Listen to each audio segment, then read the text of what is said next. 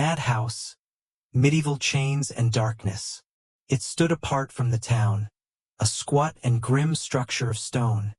Its windows little more than slits, its doors iron-bound, its very walls blackened with damp.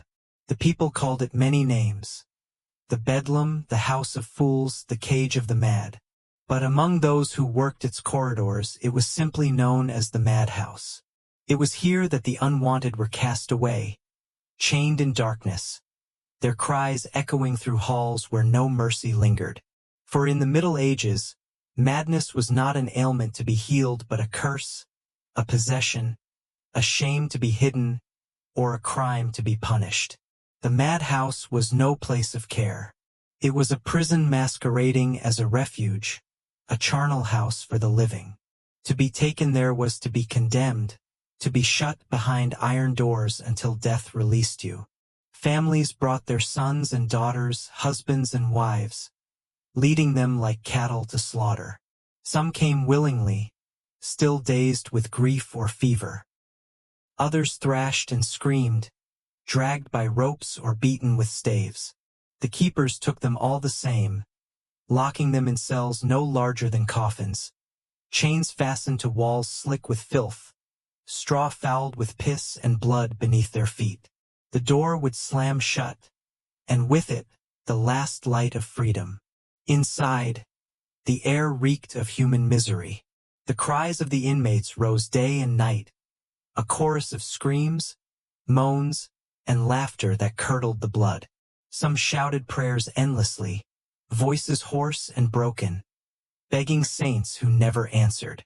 Others babbled nonsense, gibberish that rose into shrieks, then fell to weeping. Some sang hymns, soft and sweet, until a fit of rage broke the tune, and they hurled themselves at the iron door until their skulls cracked. The keepers ignored it all. To them, the mad were beasts, less than men, a spectacle of suffering. And so they were treated like beasts. Shackles bound wrists and ankles, iron collars fixed to the wall, some left so long that their skin rotted beneath the metal. Men sat naked in the cold, their bodies mottled with sores, their hair crawling with lice. Women huddled in corners, clutching rags, their eyes hollow, their voices silent after too many screams. The stronger ones were beaten when they raged, clubs falling until bone cracked and blood painted the floor. The weaker ones wasted away in silence, their bellies gnawed with hunger, their souls hollowed by despair. The madhouse had its torments. Some were chained in pits, left in darkness for weeks, their only company the rats that gnawed their flesh. Others were dunked in freezing water until their bodies shook with convulsions. Some were beaten in the name of driving out the demons that haunted them. Priests came to chant exorcisms, sprinkling holy water that mixed with tears, pressing crucifixes against faces swollen with bruises. And if the devils did not flee, the blame fell upon the sufferers, and more torments followed. To walk the halls was to walk in hell. Shadows clung to the walls, the light of torches flickering on faces twisted by madness and pain. Eyes stared from the darkness, wide and unblinking, filled with terror or frenzy. Pale hands reached through the bars, clawing at anyone who passed. The smell of rot, piss, and sweat clung to the air, so thick it seemed to seep into the skin. The keepers walked with sticks, striking any who grew too loud, their boots crunching on bones of vermin. Sometimes they laughed, sometimes they spat, but never did they pity. For pity had no place in the madhouse. And yet, worse than the torment was the silence of the world beyond. Once within, the mad were forgotten. Letters went unanswered, prayers unspoken. Families who once wept at the gate grew silent, relieved to be rid of the burden. Townsfolk crossed the street rather than passed the walls, muttering prayers against the evil within. Children dared each other to creep to the door and press an ear to the wood, to hear the howls and wails, to prove their courage before running screaming back into the daylight. The madhouse stood as a warning. Here lies the fate of those who lose their wits. There were tales told, whispered in taverns after drink. Tales of inmates who gnawed their own flesh in hunger, who plucked out their eyes to silence visions, who strangled themselves with their own chains. Tales of women who gave birth in the straw, their infants crying before being smothered and forgotten. Tales of keepers who, in drunken cruelty, loosed the mad from their chains to watch them claw and bite one another like animals in a pit. And tales too of demons that stalked the corridors, unseen, their whispers driving the inmates deeper into madness, their claws tearing at souls already broken. For the medieval mind, madness was never simply illness. It was sin, it was possession, it was the devil's grip upon a soul. And so the madhouse became not only a prison but a theater of superstition.